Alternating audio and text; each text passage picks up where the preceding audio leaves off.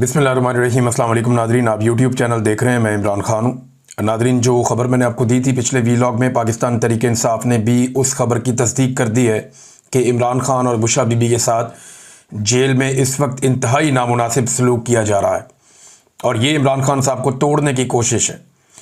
यानी अगर आप ये देखें कि लगातार उनके केसेस लगने नहीं दिए जा रहे और उनसे मुलाकातें रोकी हुई हैं, और जो मुलाकात के लिए भेजा गया अली बुखारी साहब को, एक आदमी को भेजा गया और उन्होंने बाहर आकर कोई ऐसी बात नहीं की जो बातें इमरान खान साहब तवातर के साथ अपने पिछले बहुत सारे बयानात में कह रहे थे। तो एक तो मुझे लगता है कि इन्फॉर्मेशन को और मालूमात को फिर से फ़िल्टर किया जा रहा है, और दूसरा मुझे ऐसा लगता है कि जो माफ़ी वाली ज़िद है या जो आर्मी चीफ़ की एक्सटेंशन वाला मामला आ रहा है, इन चीज़ों को लेकर इमरान खान पर दबाव बढ़ाने की कोशिश की जा रही है। अब मैंने आपको ये बताया था कि जेल में हालात बहुत परेशान कुन है। कुछ और मालूमात भी मेरे तक पहुंचेंगी तो मैं आपको बताऊंगा। तो एक तो बुशरा बीबी साहिबा को करंट पड़ा है और वो करंट उन्हें ऐसे लगा कि बारिश की वजह से पानी जो है वो तारों के साथ लीक हो गया, उनके जो बिजली का वो है उसके अंदर आया और वहाँ पानी था और दीवार में सीलिंग थी वो गीली थी, तो वहाँ से उन्हें कोई करंट पड़ा है। एक तो ये मामला हुआ बुशरा बीबी के साथ, क्योंकि याद रखिएगा जेलों के अंदर स्विच अंदर नहीं होते, बाहर होते हैं। बाहर से जो है वो स्विच वगैरह दबाए जाते हैं। नॉर्मली जहाँ मैं रहा हूँ जेलों में, वहाँ तो यही था कि वो बाहर लगाते हैं स्विच, अंदर नहीं लगाते। वो कैदी अपनी मर्ज़ी से ऑन ऑफ नहीं कर सकता और कैदी कहीं खुदकुशी ना कर ले, इसलिए बिजली की चीज़ों को और कनेक्शंस को बाहर से लगाते हैं। और जो अंदर लाइट वगैरह होती है वो ऊंची होती है, वो कैदी की पहुँच से बाहर होती है। अब नाजरीन, जो बुशरा बीबी का ये मामला है। दूसरा, क्योंकि जो है वो बरसात का मौसम है तो कुछ बरसाती कीड़े वो भी अब सेल्स के अंदर हैं। अब पता नहीं वो डेलिबरेटली छोड़े जा रहे हैं, क्योंकि इस खदशे का इजहार किया गया है कि जानबूझकर ऐसे हालात पैदा किए जा रहे हैं जिससे ये मियाँ बीवी बहुत ज़्यादा तंग आ जाएं। पाकिस्तान का साबिक वज़ीर आज़म और साबिक खातून अव्वल, इनकी ज़िंदगी को इस वक्त अजीरन किया हुआ है अडियाला जेल में पाकिस्तान की एस्टेब्लिशमेंट ने, और वो पूरी कोशिश कर रहे हैं कि किसी तरह ये टूट जाएं। अब पाकिस्तान तहरीक इंसाफ ने उसके ऊपर रद्दमल दिया। वो ये कहते हैं कि पाकिस्तान तहरीक इंसाफ मोहतरमा बुशरा बीबी के साथ रवा रखे जाने वाले गैर इंसानी सलूक और तौहीन आमेज़ सलूक की शदीद तरीन मजम्मत करती है। बुशरा बीबी को सिर्फ इस जुर्म की पादाश में कैद किया गया है कि वो चेयरमैन इमरान खान की अहलिया हैं। उन पर जेल में जुल्म सितम के ऐसे पहाड़ तोड़े जा रहे हैं जो किसी महज़ब मुआशरे में नाकाबिले तसव्वुर है। उनके पाँव पर कीड़े काटने के बायस ज़ख्म पर पट्टी बांधी गई है। इनके कमरे के अंदर बिजली के बोर्ड पर बारिश के पानी से शॉर्ट सर्किट हुआ और जब उन्होंने बटन दबाने के लिए हाथ लगाया, मेरे पास जो इन्फॉर्मेशन आई है शायद वो दीवार में करंट था, तो उन्हें दोबारा 2 बार करंट लग चुका है। उन्हें पीने के लिए साफ पानी मैसर नहीं है। ये इन्फॉर्मेशन मेरे पास भी है कि जब उन्हें पानी दिया जाता है तो पीने के लिए पानी अलग है, लेकिन जो वज़ू करने के लिए या सर्द होने के लिए जो दूसरा पानी है वो जो बाल्टी में भर के देते हैं, तो उसमें ऐसी मट्टी होती है कि ये फिर इंतज़ार करते हैं कि मट्टी नीचे बैठ जाए, फिर इस पानी को इस्तेमाल किया जाए। बर्तन में पानी भरते हैं तो पानी इतना गंदा आ रहा है कि उसको वो मट्टी बैठने का इंतज़ार करते हैं, उसके बाद उस पानी को इस्तेमाल करते हैं। वज़ू करने और नहाने पे मजबूर किया जा रहा है गंदे पानी से। कपड़े धोने के लिए भी साफ़ पानी दस्तयाब नहीं है, और बुशरा बीबी ने कपड़े फैमिली को दिए ताकि घर पर धोकर वापस लाए जाएँ, लेकिन जेल इंतज़ामिया ने वो कपड़े बाहर तक नहीं आने दिए। मुलाकातों पर भी पाबंदियाँ आयद कर दी गई हैं। 2 हफ्ते बाद खान साहब से मुलाकात हुई और फैमिली से 1 माह से ज़ायद अरसे के बाद मुलाकात इस वक्त मुमकिन हो सकी जब बीबी ने भूख हड़ताल की। अब ये जो है वो बुशरा बीबी ने भूख हड़ताल की, उसके बाद उनकी मुलाकात करवाई गई उनकी फैमिली से। मैंने आपको पहले बताया कि सूरत हाल बहुत मुश्किलात पैदा कर दी गई हैं इमरान खान साहब और उनकी अहलिया के लिए, और लगातार मुश्किलात बढ़ाई जा रही हैं। आज के दिन में दोबारा से अडियाला जेल में इमरान खान साहब से मुलाकात का दिन है, क्योंकि जुमेरात का दिन है। जुमेरात वाले दिन भी मुलाकातें होती हैं, मंगल को और जुमेरात को। और आज 2 मज़ीद सहाफ़ियों का नाम भी डाला गया मुलाकात की लिस्ट में, जिनमें एक असदुल्ला खान है और दूसरे बशारत राजा साहब हैं। लेकिन पिछले काफ़ी अरसे से कोशिश की जा रही है सहाफ़ियों की जानिब से भी और पाकिस्तान तहरीक इंसाफ के लोगों की जानिब से भी कि अदालती अहकामात के मुताबिक उनकी जेल में इमरान खान साहब से मुलाकात करवाई जाए, लेकिन अदालती अहकामात को पसे पुश्त डालते हुए ना ही इमरान खान साहब की फैमिली की मुलाकात करवाई जाती है और ना ही इमरान खान साहब के जो साथी हैं पॉलिटिकल उनसे मुलाकात करवाई जाती है, ना ही उनके वकला को इमरान खान साहब से मिलने दिया जा रहा है। ये सूरत हाल नाज़रीन बनी हुई है। और अभी जो लेटेस्ट खबर आई है वो ये है कि एक मरतबा फिर जो तोशाखाना 2 वाला केस चल रहा है अडियाला जेल के अंदर, वो दोबारा से उसके अंदर एक तारीख दे दी गई। अब कह दिया गया जी फिर समाअत मुलतवी होगी, अब नई तारीख का ऐलान किया जाएगा। यानी ये केस 11 तारीख को लगना था, समाअत मुलतवी हो गई। 15 तारीख को लगना था, समाअत मुलतवी हो गई। 19 तारीख को लगना था, समाअत मुलतवी हो गई। आज 21 तारीख है, आज फिर केस लगना था, समाअत एक दफा फिर मुलतवी हो गई। तो इमरान खान साहब को आइसोलेट किया जा रहा है, कोशिश की जा रही है उनका कोई स्टेटमेंट बाहर ना आए। वो जो बात करना चाहते हैं वो बात बाहर ना आए। और बात बाहर ना आए ये कौन चाह रहा है? मिलिट्री एस्टेब्लिशमेंट चाह रही है, क्योंकि एस्टेब्लिशमेंट को ये लगता है कि इस वक्त अगर इमरान खान साहब के स्टेटमेंट बाहर आते हैं तो उनका बराह रास्त नुकसान पाकिस्तान के फील्ड मार्शल आसिम मुनीर साहब को होगा। अब पाकिस्तान में जो एस्टेब्लिशमेंट की मकबूलियत है वो तो आपके सामने है। लोग उन्हें रोजाना बुरा भला कह रहे हैं। वो सारी कोशिशें करने के बावजूद, आलमी सतह के ऊपर पूरा हर तरह का कंप्रोमाइज करने के बावजूद, जो कुछ इनके पल्ले था इन्होंने अमेरिका के सामने कंप्रोमाइज किया, आलमी सतह पे कंप्रोमाइज किया, पाकिस्तान के वसाइल तक बेच दिए, हर चीज गिरवी रखने के लिए तैयार हो गए, लेकिन इन्हें मकबूलियत नहीं मिली। क्योंकि पाकिस्तान के अंदर हालात ये हैं, SIFC जैसा सफेद हाथी बनाने के बावजूद आर्मी चीफ ने दावा किया था कि वो 1 साल के अंदर मईशत को बिल्कुल ठीक कर देंगे।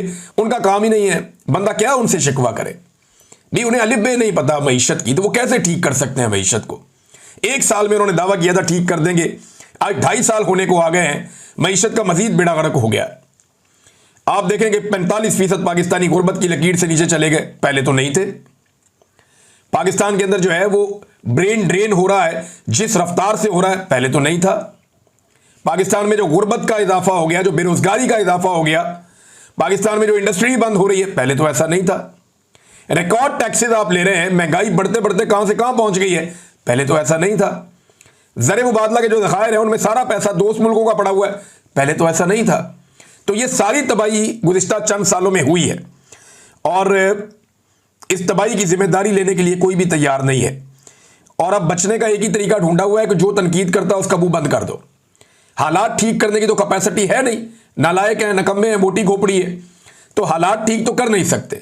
जो हालात ठीक कर सकता है या उसकी निशानदेही कर सकता है उसको या तो जेल में डालो या सबकी आवाजें बंद कर दो। अब एक और कहानी दोबारा से रीलॉन्च की गई। जब भी कभी एस्टेब्लिशमेंट का बुरा वक्त आता है ना, तो बहुत सारे टाउट एक्टिवेट हो जाते हैं। अब कहानी ये सुनाई गई कि इमरान खान साहब पे जो आखिरी दिन था वजीर आज़म हाउस में, अब इस सुनाई हुई कहानी के मुताबिक कहीं उनके ऊपर टॉर्चर किया गया था। ये कहानी पहले भी सुनाई गई थी। ये कहा गया था कि जनाब 9 और 10 अप्रैल की रात को इमरान खान साहब जनाब 9 अप्रैल की रात को मौजूद थे और वहां पे कोई हेलीकॉप्टर उतरे आर्मी के, वो लोग आए जनाब, उन्होंने आगे इमरान खान पे टॉर्चर कर दिया। और तब तो ये भी कहानियां सुनाई गई थी कि इमरान खान के चेहरे पे जख्म है, तो जनाब अली इमरान खान साहब जो है वो मीडिया के सामने नहीं आ सकते, तो लिहाजा इमरान खान साहब आपको नजर नहीं आ रहे। वो अगले दिन आ गए थे। क्योंकि मैं उस रात वहां पे मौजूद था, मैं भी था, मुईद पीरजादा साहब भी थे और शहीद अरशद शरीफ भी थे, साबिर शाकिर भाई भी थे, उसमें जमील फारूकी साहब थे, फरिया इदरीस साहिबा थी और एक जर्नलिस्ट और भी थे। यानी हम कुछ 7 जर्नलिस्ट उस रात को वहां पे मौजूद थे, मुझे अच्छी तरह याद है। और इमरान खान साहब ने हमें बुलाया था साइफर दिखाने के लिए, और साइफर हम ना देख लें इसके लिए पूरी की पूरी एस्टेब्लिशमेंट एक्टिव हुई थी। फिर एक ब्यूरोक्रेट वहां से साइफर लेके भाग गया था और हमें साइफर दिखाने के लिए जो अप्रूवल है वो कैबिनेट की चाहिए थी। तो इमरान खान साहब ने कैबिनेट के अंदर वो अप्रूवल उसी दिन दिलवाई थी कि ये साइफर इन सहाफियों को दिखाया जाए। तो मैं उनमें शामिल था, हम साइफर देखने गए थे। इमरान खान साहब से हमारी मुलाकात भी हुई थी, मैंने वो आपको बताया भी है पहले भी। लेकिन वहां एस्टेब्लिशमेंट ने पूरा जोर लगाया और साइफर को वहां से निकलवा दिया। सबसे आखिर तक मैं और शहीद अरशद शरीफ इंतजार करते रहे कि अभी साइफर आता है, हम उसे देखेंगे। तो अब जो कहानियां उल्टी सीधी सुनाई गई, तो शहबाज गिल साहब ने फिर निकाली वो चीजें बाहर जो इससे पहले वो नहीं बताते थे और उन्हें बतानी पड़ गई। वो गवाह हैं, वो उस रात वहां पे मौजूद थे, मुराद सईद भी मौजूद थे, कुछ और लोग भी मौजूद थे। तो शहबाज गिल ने पोल खोल दिया कि जनाब नदीम अंजुम साहब मिलने आए थे।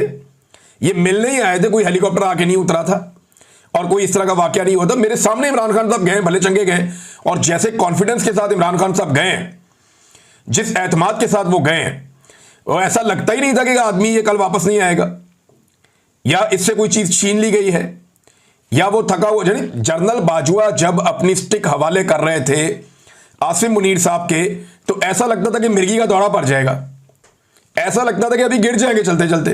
ये जरा देखें ना आप, जरा ये हल्की सी वीडियो दिखाएं जरा, ये देखें। जब जनरल बाजवा जा रहे हैं स्टिक देने के लिए जनरल आसिम मुनीर को, तो ऐसा लगता था कि मिर्गी का दौरा पड़ जाएगा, ये गए अभी।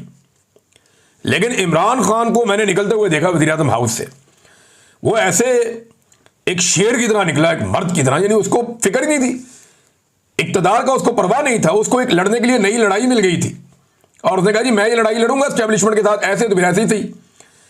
तो ये बात अब शहबाज गिल साहब ने बताई कि जनाब वो आए जरूर थे, लेकिन उन्होंने साइफर के मामले पे रिक्वेस्ट की, तो इमरान खान साहब ने कहा कि आपने चोरों को लाकर मुसल्लत कर दिया है, अब मुझे किस मुंह से आप ये बात कर रहे हैं। बहरहाल मार कुटाई तो कोई नहीं हुई, सारे जानते हैं इमरान खान को कि इमरान खान के साथ वहां मार कुटाई करेंगे और रोला नहीं पड़ेगा, ये तो हो ही नहीं सकता। हम लोग वहीं पे मौजूद थे, बल्कि इमरान खान के जाने के बाद मैंने वहीं पे खड़े होकर एक वीलॉग किया था उसी वज़ीर आज़म हाउस में, और फिर मैं वहां से निकला था क्योंकि मैं इस्लामाबाद में मेरा घर नहीं है ना स्टूडियो था, तो मैंने वहीं से एक वीलॉग किया और फिर मैं वहां से चला गया था।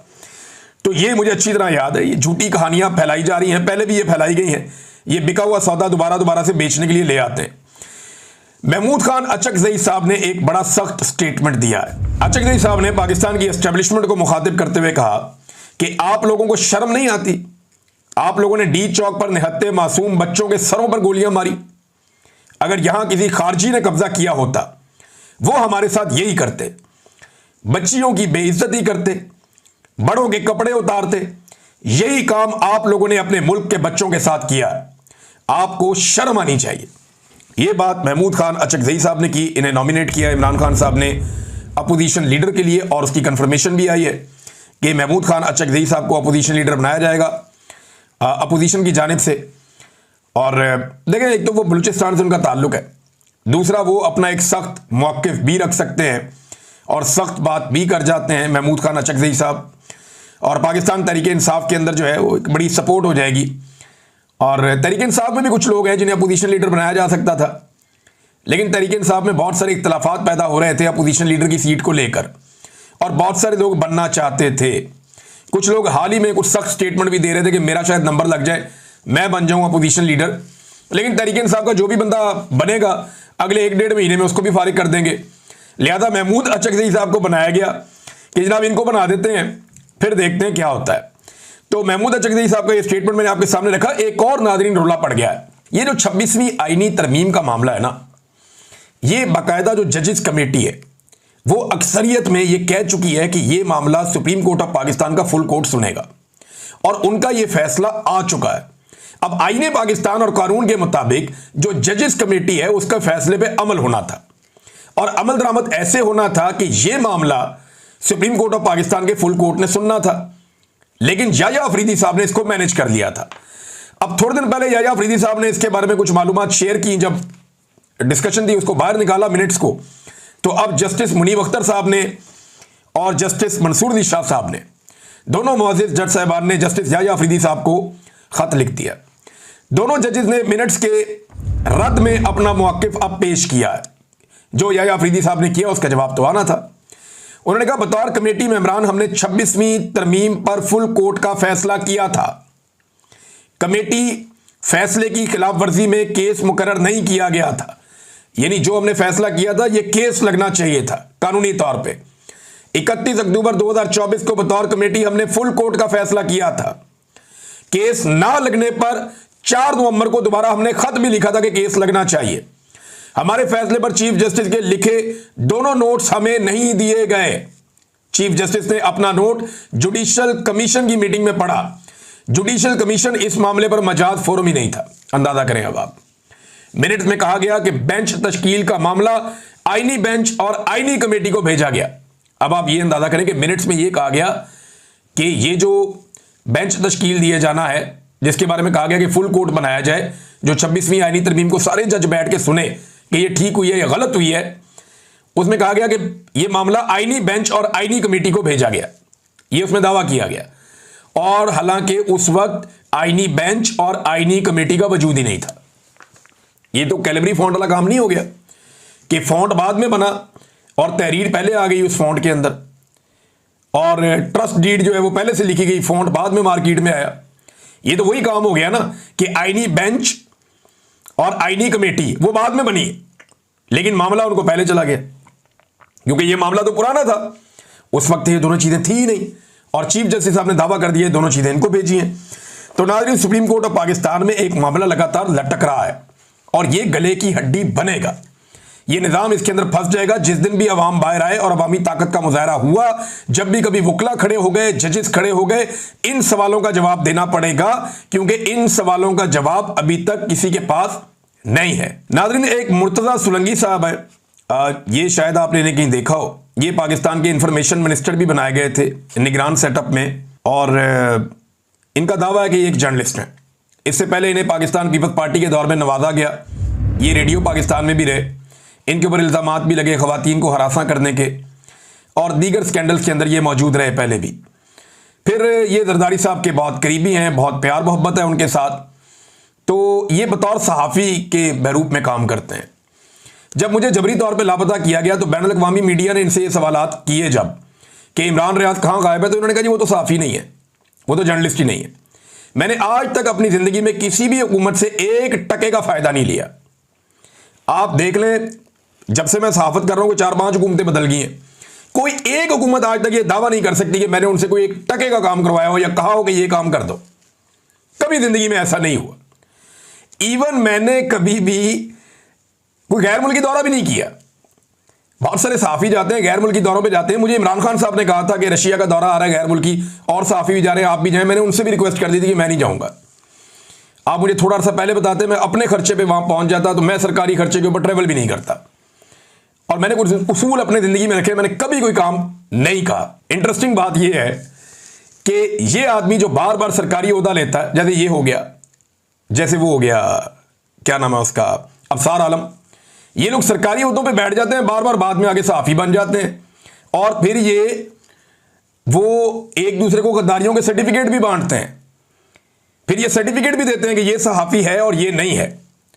यानी जो आदमी हर थोड़े अरसे के बाद जब भी पीपल्स पार्टी की हुकूमत आए वो बेनिफिशियरी बन जाए। अब सदर पाकिस्तान का तर्जुमान बन गया, और तर्जुमान बन के बड़ी अच्छी बात है। मुझे तो बड़ी खुशी हो रही है इस बात पे कि लोग खुद ही एक्सपोज हो जाते हैं, उनकी असल शक्ल खुद ही सामने आ जाती है। सारा दिन ये सोशल मीडिया के ऊपर गालम गलोच करता है, कभी इसको गाली देता है, कभी इसको गाली देता है, कभी इसको गाली देता है। जैसी तरबियत होगी इंसान वैसा ही करेगा ना। जैसा लुकमा इंसान के अंदर जाएगा वही इंसान के अंदर से बाहर आएगा। सारा दिन लोगों को गंदी गालियां देता है, सारा दिन लोगों की तौहीन करता है, सारा दिन ये आदमी नफरत बांटता है और नफरत बेचता है। और सहाफ़ियों की खाल के अंदर छुपा हुआ एक ऐसा आदमी है जो एक पॉलिटिकल पार्टी का ऐसा वर्कर है जो बार बार ओहदे भी ले लेता है, कभी एक ओहदा, कभी दूसरा ओहदा, कभी तीसरा ओहदा, और अब तर्जुमान सदर पाकिस्तान। तो लोग कैसे एक्सपोज होते हैं। नाज़रीन, बारिशों का एक बड़ा खौफनाक नया स्पेल आ रहा है पंजाब में, बलूचिस्तान में और सिंध में।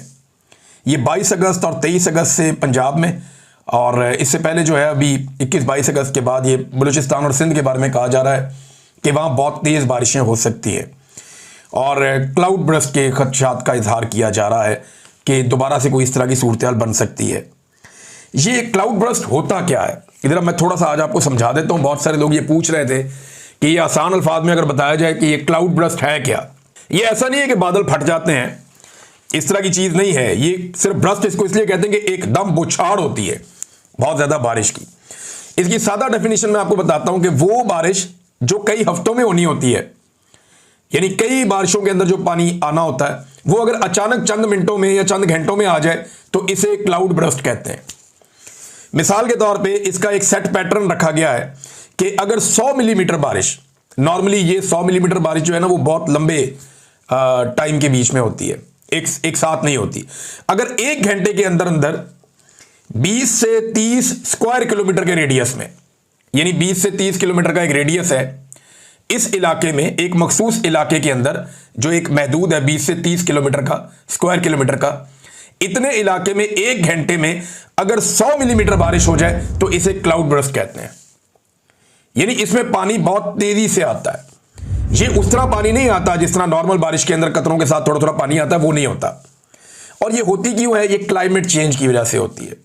देखिए, समुद्रों और दरियाओं का पानी जो है ना, जब गर्मी बढ़ती है तो आबी बुखारात बनता है। ये पानी जो है ये हवा के अंदर आ जाता है बुखारात बन के, और हवा में नमी पैदा होती है।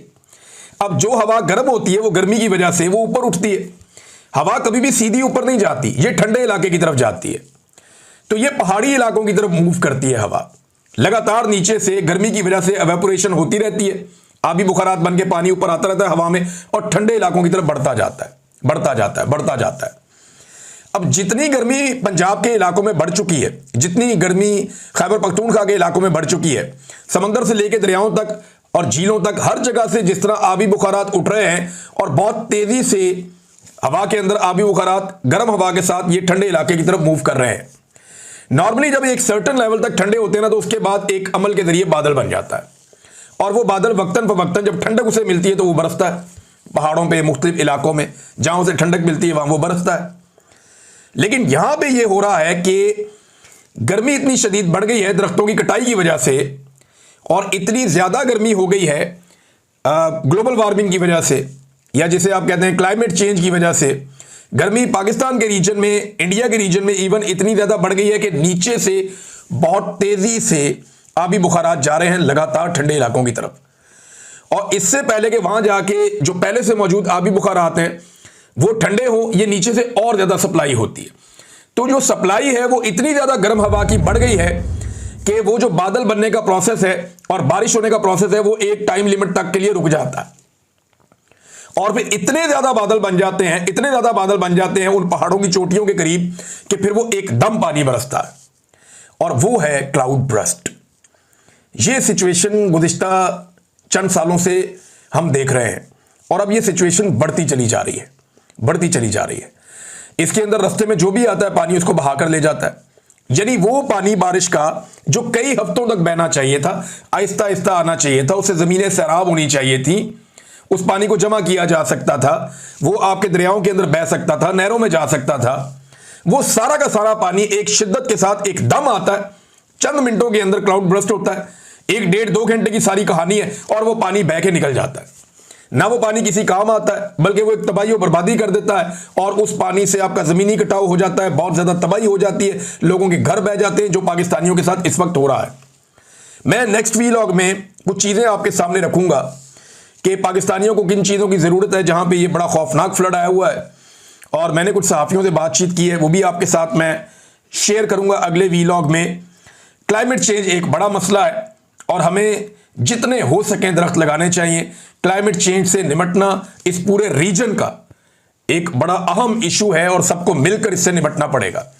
अब तक के लिए इतनी, अपना ख्याल रखिएगा, अपने चैनल का भी। अल्लाह हाफ़िज़।